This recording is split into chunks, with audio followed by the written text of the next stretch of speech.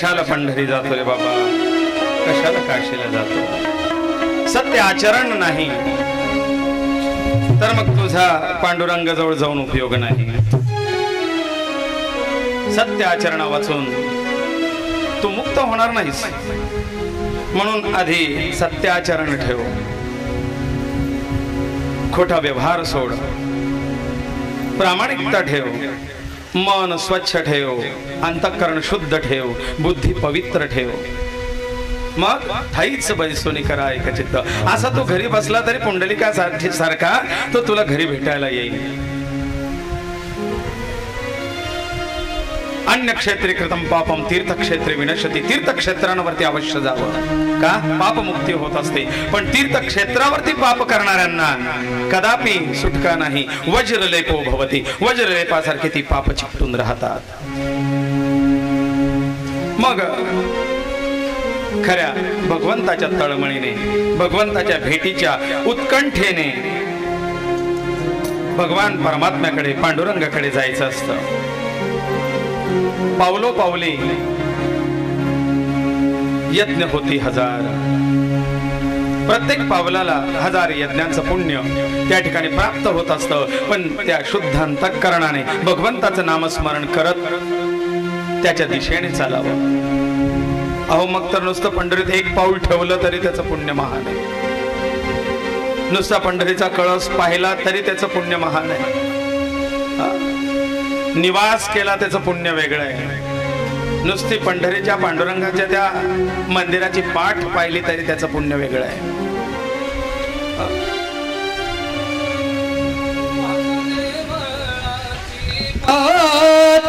तीर्थ घडती 360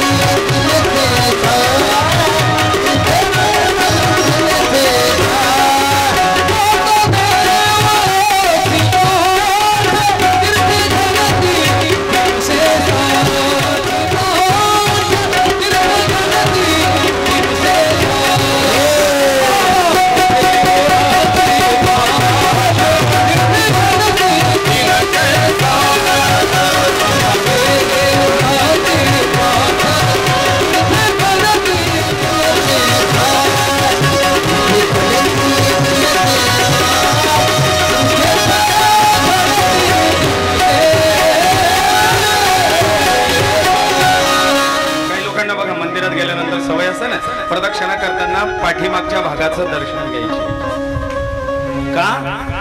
त्याचं उत्तर दिलंय. तीर्थ घडते 360. देवळाची मागची बाजू त्याचं दर्शन घेतलं तरी 360 तीर्थांचं फळ प्राप्त होत असतं. पावलो पावले यज्ञ याचं फल प्राप्त होत असतं. फक्त गरज आहे श्रद्धा भक्ती समन्विता. श्रद्धा भक्ती युक्त अंतःकरणाने त्या भगवंताच्या दिशेने पाऊल टाकण्याची गरज आहे. तळमळ असावी जी तळमळ नामदेवांना लागली होती, जी तळमळ ज्ञानोबांना लागली, जी तळमळ तुकोबांना लागली, जी तळमळ नाथबाबांना लागली, जी तळमळ आदिशक्ती मुक्ताईंना लागली, जी तळमळ जनाबाईला लागली, निळोबा, सेना महाराज,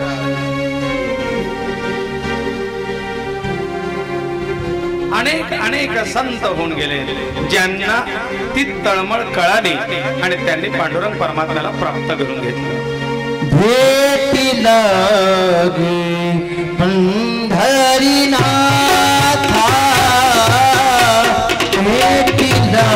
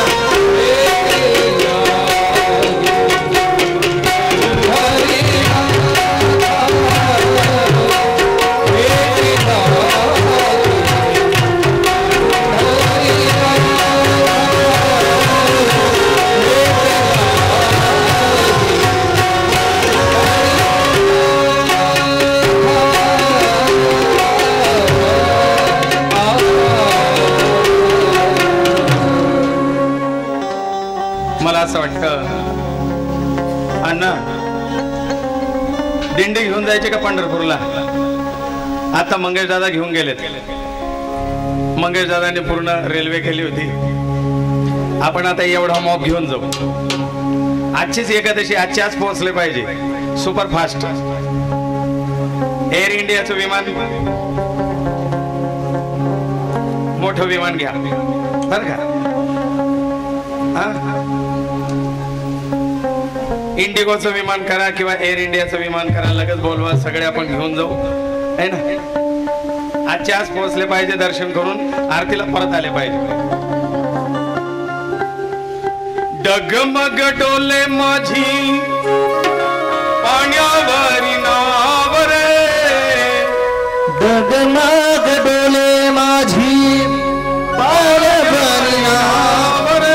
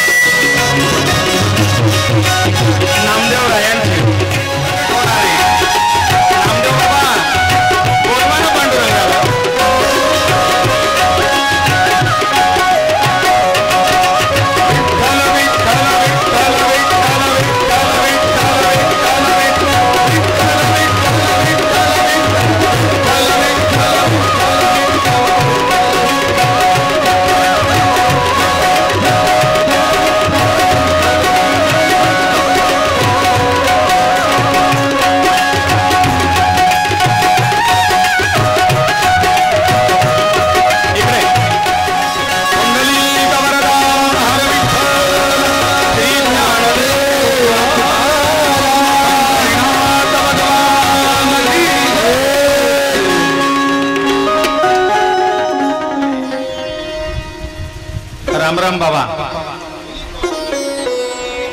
रामराम बाबा म्हणून सगळे ओळखतात. मूळ रामराम बाबांचे चिरंजीव दिलीप पवाणीजी, पण यांनाही सगळे त्यांच्या पिताश्रींच्या नावाने म्हणजे रामराम बाबा म्हणून ओळखतात. त्यांच्या म्हटलं आषाढी एकादशीच्या दिवशी तुम्ही नामदेव म्हणून प्रगट व्हा. रुक्मिणी जीभ दाखवता येईल.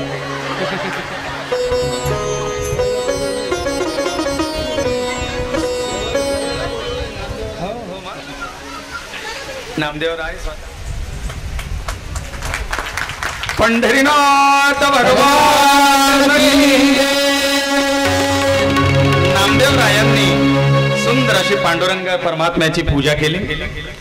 काय आवडतं पांडुरंगाला हो? पांडुरंग परमात्म्याच्या काही आवडीचा आहे. सोन्याच्या मोहरा, चांदीच्या ताटात पंचपक्वान्न. काय आवडतं? हरीला आवडते, आवडते, आवडते.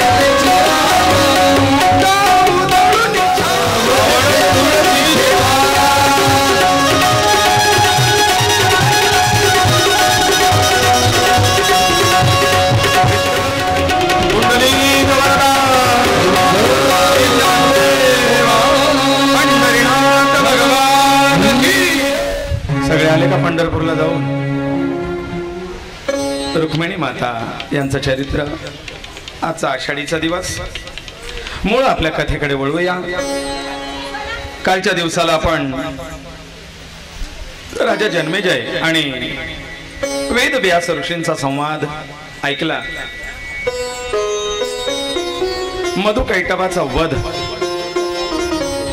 मधुकैटभाचा हनन आपण कालच्या भागामध्ये बघितलंय.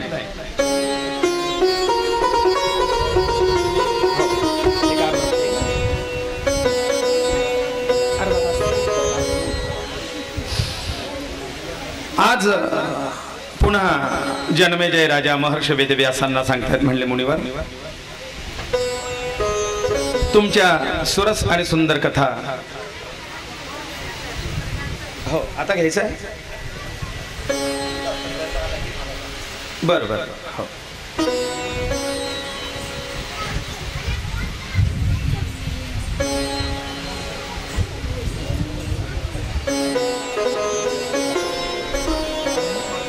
जगदंबा माता की जय.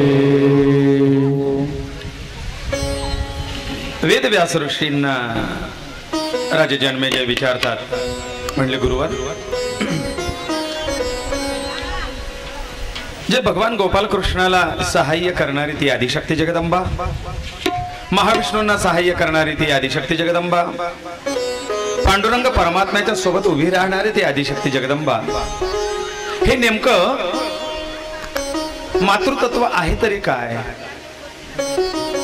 जे विष्णूंच्या सोबत वैष्णवी, शिवाच्या सोबत शांभवी, ब्रह्मासोबत ब्राह्मी,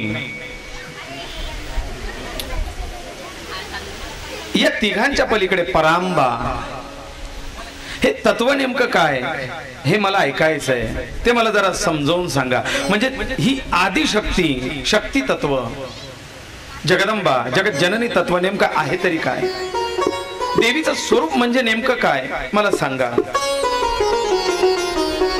यावर व्यासजी राजांना सांगतात, राजन, इकडे सुतमुनी शौनिकादिकांना सांगतात की ऐक, जगदंबा, जगत जननी, देवी तत्व हे मोठं गहन आहे, सर्व ठिकाणी व्याप्त आहे, पण कळत नाही. परवाच्या भागामध्ये मी सांगितलंय, आद्य गुरु शंकराचार्यांनी प्रत्येक घरामध्ये 5 देवतांची उपासना सांगितली. त्याला आपण म्हणतो पंचायतन देवता. पंचायतन देवता. व्यासजी जन्मेजयांना सांगतात की राजा, या पंचायतन देवतांमध्ये गणपती, सूर्य, विष्णू, शिव आणि जे शक्ती म्हणजे दुर्गा, देवी तत्व आहे, देवी तत्व. हे जे देवी तत्व आहे ना, या पंचायतांमधलं एक प्रमुख असणार देवी तत्व, हे देवी तत्व आणखीन 5 तत्वांमध्ये व्याप्त होतं. एकाचे 5 भाग.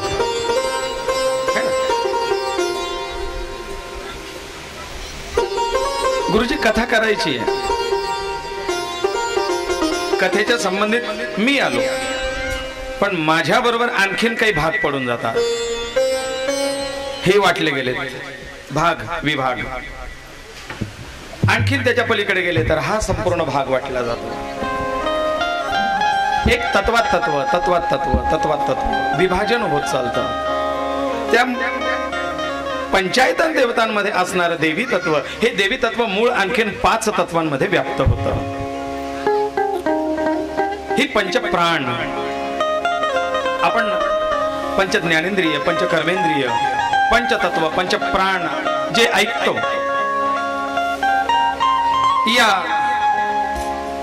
या सोबत पंच प्रकृती आहे. प्रकृती आपण सहज बोलता बोलता बोलत असतो, हा तर प्रकृतीचा नियम आहे ना, का हो? प्रकृती बरी आहे ना? प्रकृती म्हणजे काय? शरीर. अहो, शरीरच मुळात 5 तत्वांनी बनलंय. पंचतत्वाचे शरीर होत, अंती पंचतत्वात मिळत. 5 तत्वांपासून तयार झालेलं हे शरीर पुन्हा पंचतत्वामध्ये विलीन होणार आहे. मग हे शरीर म्हणजे पंचतत्व आणि पंचतत्व म्हणजे प्रकृती. ही प्रकृती म्हणजे नेमकं काय ते समजून घ्यायचं आहे, म्हणजे देवी कळेल. राजा, ती देवी जगदंबा ज्या 5 प्रकृतींमध्ये व्याप्त आहे, प्रकृती पंच प्रकृती, पंचतत्व. मग त्या पंच प्रकृती कोणत्या? या सृष्टी चलनवलना करता 5 तत्व सांगितलेत. एक प्रतिकार शक्ती, दुसरी आकलन शक्ती, तिसरी समृद्धी शक्ती, चौथी तेज शक्ती आणि 5वी आनंद शक्ती. या पंचशक्ती कार्य करत असतात ह्या सृष्टी चलनवलना करता. पंच प्राण किंवा पंचतत्व अग्नी, भूमी, वायू, आकाश, पृथ्वी हे पंचतत्व आपल्याला माहिती आहे. अग्नी, भूमी, आकाश, वायू आणि जल या पंचतत्वांना कार्य करण्याकरता पाण्यात सृजनता, भूमीत धारणा, अग्नीत तेजस्विता, आकाशात व्यापकता, हे ज्याच्यामुळे येतं ती म्हणजे ही शक्ती. अग्नी आहे पण त्याच्यात दाहक शक्ती नसेल तर अग्नी उपयोगाचा. पाणी आहे पण त्या पाण्यामध्ये ही सृजन शक्ती नसेल तर ते पाणी मिलचं पाणी किंवा ऊसाच्या ऊसाच्या साखर फॅक्टरीचं जे मळीचं पाणी काढलेलं जातं त्या पाण्यात उपजाऊ क्षमता आहे का? न त्याच्यात कोणाचे ताण भागणार, न काही शेताला द्यायच्या उपयोगाचं, न काहीच नाही. हा बा ते पाणी अडवा पाणी जिरवा त्याही लायकीचं नाही का? त्या पाण्यात सृजन शक्ती असावी, पृथ्वीत धारणा शक्ती असावी. पृथ्वी आहे पण या जमिनीला जी एक ग्रॅव्हिटी फोर्स, गुरुत्वाकर्षण शक्ती पृथ्वीला ज्याच्याने प्राप्त होते ती शक्ती म्हणजे जगज्जननी, ती देवी तत्व आहे. मग ही प्रतिकार शक्ती, तेज शक्ती, समृद्धी शक्ती, आकलन शक्ती आणि आनंद शक्ती या पंचशक्ती म्हणजे पंचप्रकृती. आणि या पंचप्रकृती म्हणजे जगज्जननी आदिशक्ती, तिचे 5 रूप. आता 5 देवता आणि 5 शक्ती याचा मेळ सांगतोय बरं का, सावधतेने ऐका. पंचायतन देवता गणपती, सूर्य, विष्णू, शिव आणि दुर्गा. पंचप्राण, प्राण, अपान, व्यान, उदान, समान, ब्रह्म. पंचतत्व अग्निभूमी, जल, आकाश, वायू. मग एक एक देवता एक एक तत्वाचं प्रतीक आहे आणि त्या त्या ठिकाणी एक एक शक्ती कार्य करते. पहिलं तत्व आपण घेऊ किंवा पहिली देवता घेऊ पंचायतनातली, ज्याला पहिला पूजेचा मान आहे, गणपती बाप्पा. म्हणून आद्य गुरु शंकराचार्यांनी सुद्धा गणेश हे तत्व पूजेत ठेवलंय. मग पहिली देवता गणपती. गणपती बाप्पा यांच्या सोबत कार्य करते ती प्रकृती. ती प्रकृती आकलन शक्ती. गणपती बाप्पांच्या सोबत कार्य करते ती आकलन शक्ती आणि आकलन शक्तीवरती प्रभुत्व आहे ते आदिशक्ती जगदंबा सरस्वती. सरस्वती ही आकलन शक्ती आहे आणि आकलन शक्तीची असणारी देवता ही गणपती बाप्पा सोबत कार्य करते. गणपती बाप्पा हे जलतत्वाची देवता आहे. तत्व सांगितलंय ना, अग्निभूमी, जल, वायू, आकाश. त्याच्यापैकी जलतत्व जे आहे त्या जलतत्वाची देवता आहे गणपती बाप्पा आणि गणपती बाप्पांची शक्ती आहे सरस्वती, आकलन शक्ती. बघा ते दीपावलीच्या वही पूजनाच्या वेळेला ते माता असते का, तर ती गणेशाची शक्ती आहे. अहो व्यवहार पण सांगतो ना, गणपती म्हणजे बुद्धी आहे आणि माता शारदा म्हणजे वाणी. बुद्धी आहे पण वाणी नसेल तर अहो PhD केली पण बोलताच येत नाही त्यांना, वाचा नाही, मुख्य आहेत. त्या ज्ञानाचा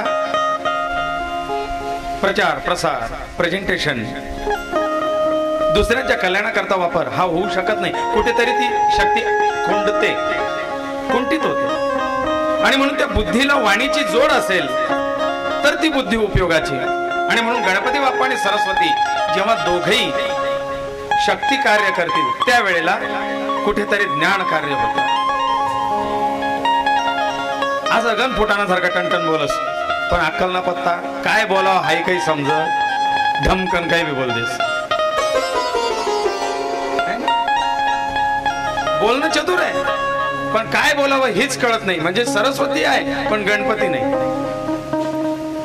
काय बोलावं हेही कळायला पाहिजे, कुठे बोलावं हेही कळायला पाहिजे, किती बोलावं हेही कळायला पाहिजे, कसं बोलावं हेही कळायला पाहिजे आहे ना, आणि केव्हा बोलावं हेही कळायला पाहिजे. मग गणपती बाप्पा ही जलतत्वाची देवता आहे. पंचप्राणांमध्ये गणपती जलतत्व. पंचतत्व जे सांगितले शब्द स्पर्श रूप रस गंध, पंचतत्व शब्द स्पर्श रूप रस गंध, यापैकी रस नावाचे जे तत्व आहे रस, ते रस तत्व बाप्पा गणपती आणि माता शारदा यांच्या अंगभूत येतं. रस तत्व, रसना, चव, ओळख. आपल्या हाताला पण किती बोट दिले? 5 बोट. आणि ही पंच अंगुली या पंचतत्वाचं प्रतीक आहे. इथे 5 देवता आहेत. मग याच्यामध्ये गणपती बाप्पा कोणता? या 5 बोटांमध्ये गणपती बाप्पा हा जाडा मोठा, ते बघा सरांनी सांगितलंय ना, मास्तर आहेत ना, मास्तरांनी बरोबर विद्यार्थ्यांप्रमाणे बोट केला गुरुजी, कारण त्यांना चांगलं माहिती आहे सगळे मुलं त्यांना असंच दाखवतात.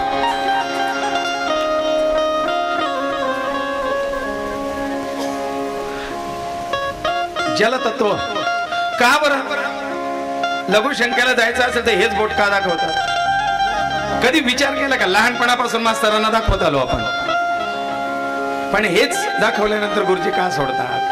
हे दाखव गुरुजी, गुरुजी असं कधी होतं का? नाही ना, हेच का? कधीतरी विचार करावा. लॉजिक काय, रिझन, त्याच्या मागचं शास्त्रीय कारण. तर हे जलतत्वाचं बोट आहे. जलतत्व शरीरातलं पंच प्रकृती मधलं शरीरातलं जलतत्व हे या बोटावरती नियंत्रित होतं. आणि जलतत्वाचं हे बोट असल्यामुळे शास्त्राची ती पद्धत ऋषीमुनींच्या काळापासून लागली. जलतत्व याच्याने दाखवायचं. आणि म्हणून गुरुजी लॉजिक शास्त्र आहे, गंमत म्हणून नाही आहे. मग करंगळीवरती गणपती बाप्पाचं आधिपत्य आहे, करंगळीवरती जलतत्वाचं आधिपत्य आहे. मग गणपती बाप्पा आणि माता शारदा यांना जागृत करण्याचा एक बीज मंत्र शास्त्रात सांगितला आहे.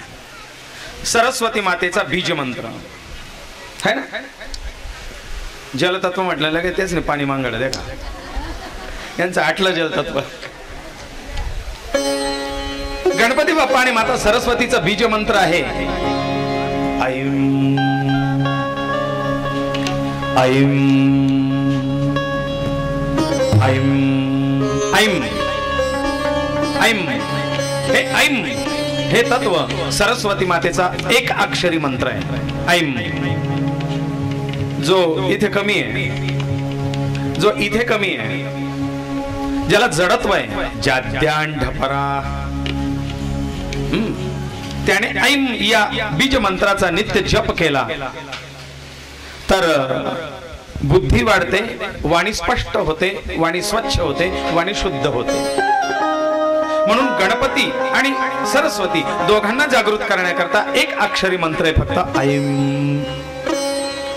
याला वाक बीज असं म्हटलेलं आहे. देवी भागवतात या ऐं शब्दाला काय म्हटलेलं आहे? वाक बीज, बीज मंत्र. दुसरी देवता विष्णू. विष्णू ही देवता पालनहार आहे, पालन करणारी आहे. विष्णूंच्या सोबत कार्य करणारी ती शक्ती कोण? आपल्याला माहिती लक्ष्मी. पण लक्ष्मी ही कुठल्या तत्वाने कार्य करते? लक्ष्मीला म्हटलेलं आहे समृद्धी शक्ती. लक्ष्मी पंचप्रकृतीमध्ये समृद्धी शक्तीची देवता म्हणजे लक्ष्मी आहे. ही आकलन शक्तीची देवता सरस्वती, तशी समृद्धी शक्तीची देवता म्हणजे माता लक्ष्मी आहे. माता लक्ष्मी विष्णू या देवतेच्या सोबत कार्य करते. ही या प्रकृतीमध्ये एका तत्वावरती आधिपत्य आहे. पंचप्रकृतीत अग्निभूमी जलवायू आकाश या पंचप्रकृतीमध्ये एक तत्व विष्णू आणि लक्ष्मीचं आहे. सांगा बरं कोणतं? आकाश तत्व. हरी अनंत, हरी कथा अनंत. हरी जेवढा अनंत आहे तेवढं त्याचं तत्व आकाश तत्व हे अनंत आहे, व्यापक आहे. कुठून कुठपर्यंत हे सांगता येत नाही. आणि म्हणून या व्यापक आकाश तत्वाची देवता विष्णू आहे. आणि विष्णूची शक्ती समृद्धी शक्ती. समृद्ध आहे ना आकाश. पृथ्वीला तरी सीमा आहे, आकाशाला सीमा आहे का? आणि म्हणून व्यापक समृद्ध शक्तीची देवता लक्ष्मी ही विष्णूंच्या सहकार्य करत आहे. पंच रसांवरती, पंचतत्वांवरती जे जलभूमी अग्नी वायू आकाश तत्व त्याच्यातलं आहे. मग रस रूप शब्द स्पर्श गंध या पंच तत्वांवरती कुठलं तत्व आहे बरं? विष्णू आणि लक्ष्मीचा शब्द स्पर्श. आता हा रस मी सांगितला, रस गणपती सरस्वती, तसा शब्द स्पर्श रस गेला, रूप आणि गंध. गंध म्हणजे सुगंध घेण्याची क्षमता. स्पर्श, स्पर्श जाणवतो तो स्पर्श शक्ती. रूप जे डोळ्याने पाहता येतं तेजस्विता, ही रूप पाहण्याची कॅपॅसिटी. शब्द म्हणजे ऐकण्याची कॅपॅसिटी. याच्यापैकी विष्णू आणि लक्ष्मी यांच्याकडे तत्व दिलंय शब्द तत्व. शब्द नाद ब्रह्म. नाद हा विष्णूंकडे आणि लक्ष्मी मातेकडे दिलाय. पहिला खरा नाद तयार झाला होता तो आकाशात. वीज कडाडली आणि त्याच्यातून नाद ब्रह्म ओम, ओंकार तत्व पहिला शब्द. सृष्टीत निर्माण झालेला सर्वप्रथम पहिला शब्द ओंकार आहे ना. आणि म्हणून नाद तत्व शब्द सप्त हे विष्णूंकडे दिलंय. आता सांगा या 5 बोटांमध्ये विष्णू कोण? गुरुजींनी एक उत्तर दिलं. आता तुम्ही सांगा. मधलं बोट, आणखी अनामिका म्हणजे चौथं बोट आहे ना. कोणी? अनामिका हे तत्व, अनामिका हे बोट विष्णू तत्वाचं आहे, आकाश तत्वाचं. इथे जल तत्व आहे तर हे आकाश तत्व आहे. आकाश तत्व व्यापक आहे आणि व्यापक म्हणजे ईश्वराचं प्रतीक आहे. आकाश वरती आहे, आपण आपल्या देवता वरती समजतो कारण ते व्यापक समजतो आणि म्हणून देवपूजनाला गंध याच्याने लावतो. व्यापक तत्वाची पूजा याच बोटाने का देवाला गंध? ते कुठेतरी सायंटिफिक रिझन समजून घ्यावा याकरता. का तर हे बोट आकाश तत्वाचं आहे, हे विष्णू तत्वाचं आहे, म्हणून याच्याने देवाला गंध.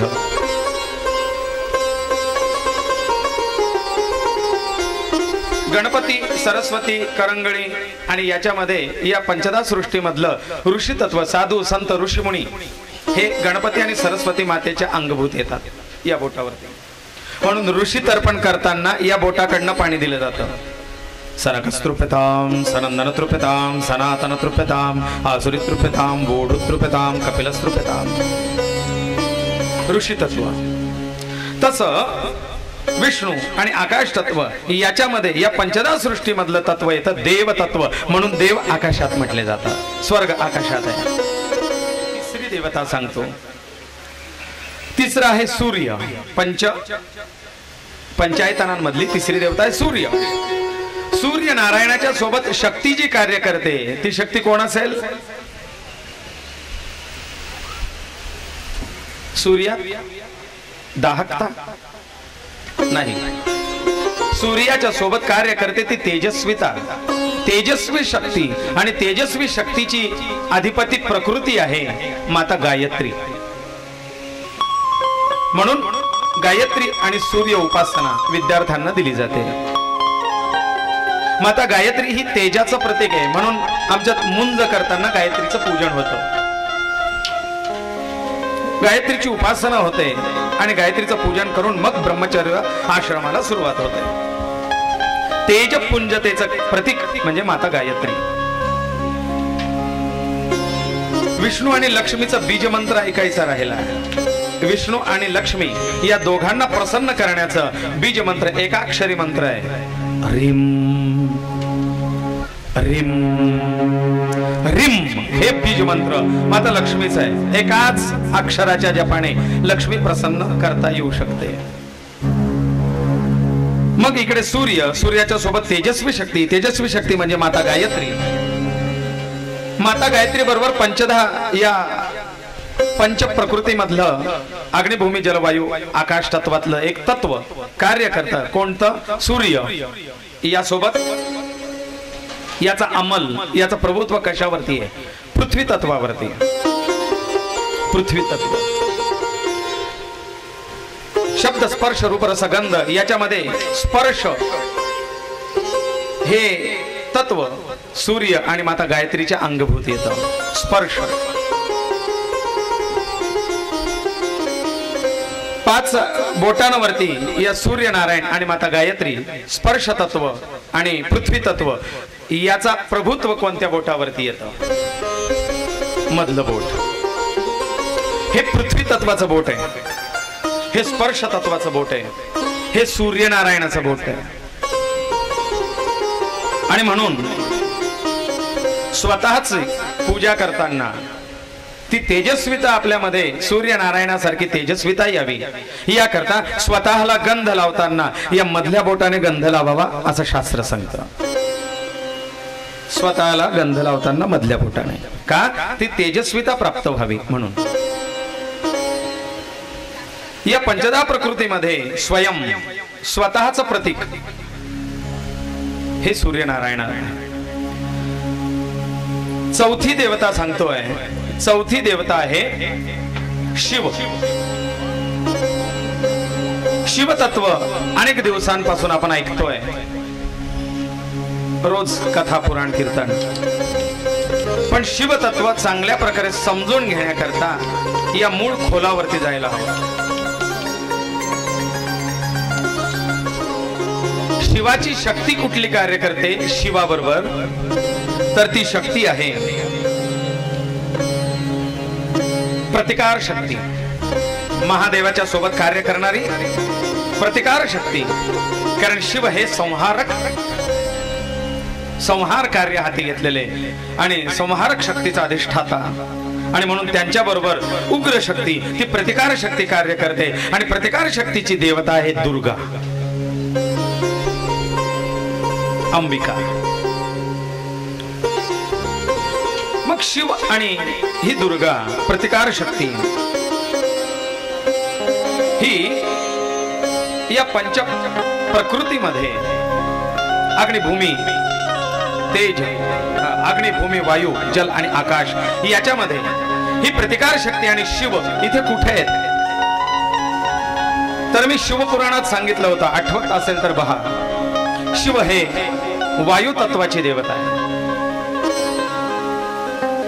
शिव ही वायू तत्वाची देवता आहे आणि वायू हा बल शक्तीची देवता आहे. बरं का,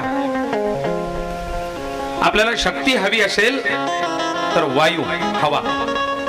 आणि म्हणून महादेव त्याच्याबरोबर प्रतिकार शक्ती, उग्र शक्ती, संहारक शक्ती, युद्ध शक्तीचे कारक देवता दुर्गा ही महादेवाच्या सोबत कार्य करते. आणि म्हणून महादेवांनी अवतार घेतला 11वा, जो सगळ्या शक्तिमानांमध्ये महाबलवान म्हटला जातो. कोण? मारुती. आणि मारुती हा कोणाचा पुत्र झालाय? वायू. पवनपुत्र, कारण पवन वायू ही शक्तीची देवता म्हटली आहे. मारुती रायाच्या नंतर महाबलशाली म्हटला जातो बलवान कोण? हनुमंताच्या नंतर भीम. आणि जर महाभारत उघडून पाहाल तर भीमाच्या वेळेला मातेने वायुदेवाची उपासना केली आहे आणि वायुदेवाच्या आशीर्वादाने भीम जन्माला आलेले आहेत. म्हणजे वायू ही बलाची देवता आहे, शक्तीची देवता. का? कारण वायू तत्व हे शिवाचं आहे आणि शिवाबरोबर ती शक्ती कार्य करते, संहारक शक्ती, उग्र शक्ती, बल.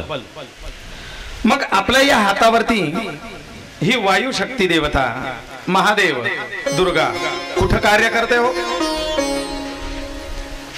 2 नंबरचं बोट. आता राहिले दोनच ऑप्शन आहे, एक खरं येईल एक खोटं येईल, आहे का नाही? मग हेच बोट का? अंगठा. वायू तत्वाचं बोट म्हणजे तर्जनी. वायू तत्वाचं बोट म्हणजे तर्जनी. आणि म्हणून वायू तत्वात विलीन असणाऱ्या देवता म्हणजे पितर. पितृ हे वायू रूप आहेत. वायू रूपेण तिष्ठन्ति भुज्यन्ति गुणान्वितः असे पितरांचं वर्णन केलेलं आहे. आणि म्हणून पितृदेवतांचं पूजन करताना पितरांना पिंडांना गंध या बोटाने लावला जातो. वायू तत्वाचं पूजन तर्जनी. आता राहिली शेवटची देवता कोण? देवी तत्व, आहे ना? मग देवी तत्वासोबत आता देवी बरोबर कोण कोण कार्य करणार आहे? देवी बरोबर एक शक्ती कार्य करते. कोण? या 5 द्या पंच प्रकृती सांगितल्या. त्या पंच प्रकृती पैकी फक्त एक प्रकृती राहिलेली शिल्लक. प्रतिकार शक्ती झाली, आकलन शक्ती झाली, समृद्धी शक्ती झाली, तेज शक्ती झाली, राहिली एक आनंद शक्ती. आणि आनंद शक्तीचं प्रतीक तिची अधिष्ठातृ देवता आहे माता राधा. खूप वाद चालला या शब्दावरती, है ना? किती गोंधळ झाला राधा या तत्वावरती. पण राधा तत्व हे समजून घ्यायला फार कठीण आहे बरं. फक्त कृष्णाची राधा एवढं समजून चालू नका. मूळ पंच प्रकृती मधली एक तत्व आहे माता राधा. पंच प्रकृतीतले एक तत्व आहे राधा. हे राधा फक्त गवळी गोपिका याच्या पुरता मर्यादित नाहीये. ती लीला करण्याकरता इथे अवतरित झाली होती. शाप होता ना तो पूर्ण करण्याकरता. पण मूळ शक्ती तिथे राधा आहे. मग या देवीच्या सोबत कार्य करते ती आनंद शक्ती राधा. आणि ही राधा या पंच प्रकृतीमध्ये कार्य करते अग्नितत्व. अग्नितत्वात आहे. आणि या अग्नितत्वातून जे आपण शब्द स्पर्श रूप रस गंध त्याच्यामधलं रूप हे तत्व याच्यावरती प्रभाव यांचा आहे. आपल्या हातावरती अंगठा हे देवी तत्व आणि देवी तत्वाला सहकार्य करणारी राधा. देवी तत्व हे अंगठ्यावरती अंमल आहे. राजा योद्धा शूरवीर यांचं आधिपत्य अंगठ्यावरती आहे. आणि म्हणून ज्या वेळेला राजतिलक केला जातो, राजतिलक, त्यावेळेला राजाला किंवा योद्ध्याला किंवा विजयी व्यक्तीला तिलक केला जातो तो अंगठ्याने. का? तेज एक शक्ती आनंदमयी अग्निरूप हिला प्रसन्न करून घेण्याचा बीज मंत्र आहे श्रीम श्रीम श्रीम श्रीम. श्री हे देवी तत्व आहे. आणि म्हणून प्रत्येक ठिकाणी श्री हा शब्द लावला जातो. श्री गणेशाय नमः. श्री शिवाय मंत्र सुद्धा पूर्ण येतो. आरंभ करताना श्री शिवाय आरंभ नाही. श्री नाही, हा श्री. कारण श्री हे त्या श्रीचं रूप आहे. श्री हे त्या श्रीचं रूप आहे. आणि तो श्री म्हणजे आदिशक्तीचं आणि त्या परमात्म्याचं संलग्न स्वरूप आहे. अशा या पंचधा प्रकृती सांगितल्या. या पंच प्रकृती शक्ती, प्रतिकार शक्ती, आकलन शक्ती, समृद्ध शक्ती, आनंद शक्ती आणि तेज शक्ती या पंचशक्तींना पंच प्रकृती म्हणतात. आणि या पंच प्रकृतींना धरून ठेवणारी ती देवता म्हणजे जगदंबा देवी. आता गंमत सांगतो जे पुराणात नाही. मग हे सगळं ज्या प्रकृती तत्व पंचप्राण यांचा जेव्हा अभ्यास चालला त्यावेळेला खरोखर टॅली करत आलो आणि त्याच्यातून असं लक्षात आलं, बरोबर आहे ना, हे देवी तत्व पाहिलं आपण, है ना. मग इथे शिवदेवता, सूर्यदेवता, विष्णू देवता, गणपती देवता, पण या चारही देवतांचं हिच्या शिवाय चालत आहे ना. आताही पहा ना तुम्ही, काही कार्य करायला जा, किती शिकलेलं राहू द्या, PhD केलेलं राहू द्या, सरकारी दप्तरला गेले की ते काय म्हणता, थंब आहे ना. तुम्ही म्हणा मी का अंगठे बहादूर आहे का, पण अंगठा घेतल्याशिवाय कार्यही पास होत नाहीये, त्याला एवढं महत्व आहे. संहार शक्ती मी सांगितली आता थोड्या वेळापूर्वी, आठवते का? संहार शक्तीची देवता कोण? उग्र अग्नितत्व शिव. शिव आणि या शिवाबरोबर जर शक्ती म्हणजे देवी सोबत आली मगच चिमटी घेता येईल, है ना. दुसऱ्याला रडवून सोडण्याची ताकद या दोन बोटात आहे. कधी अशी चिमटी घेतली? अशी चिमटी रडवण्याची ताकद ती अग्नितत्व शिव आणि शक्ती. त्याच्यानंतर व्यवहार, अंगठा, धारणा शक्ती या ठिकाणी कार्य करते. पूजा करताना ते व्यापक तत्व विष्णू तत्व, अर्पण कुंकू अर्पण करत असो, बेल अर्पण करत असतो, आपण काय करतो? या दोन बोटांचा वापर करतो. त्या ईश्वरी तत्वाला देवी मिळाल्याशिवाय तुम्ही ते कुंकुमार्चन सुद्धा करू शकत नाही, तुम्ही ते बिल्वपत्र अर्पण करू शकत नाही, तुम्ही ते तुलसी दल अर्पण करू शकत नाही. कारण शक्ती नसेल तर ते देवतत्व सुद्धा पूर्ण आहे, धरू शकत नाही. का असं अर्पण करणार? बेल कोणी असं वाहतं देवाला? नाही. भोजन, तृप्ती, ही तृप्ती सुद्धा पोट भरावं, समाधान व्हावं, तृप्त व्हावं जेवून असं वाटत असेल तर हे 5 बोट लावल्याशिवाय तृप्तता नाही. कितीही चमच्याने जेवा, हाताने जेवल्याचं समाधान चमच्याने जेवल्याने मिळत नाही. आणि चमचा अशा 2 बोटात धरून किंवा असं 4 बोट आज संध्याकाळचा फराळाचा याच्याने करून पहा बरं, मिळते तृप्ती? जेवण पोटभर होतं? नाही होत. मग याच्याकरता ही देवी मा आई, ती आई लागल्याशिवाय अमृत होत नाही. आणि ज्या वेळेला ती आई येते त्यावेळेला ते अन्न अमृता समान होतं आणि मगच त्याच्याने पोट भरतं. ही मातृशक्ती आहे.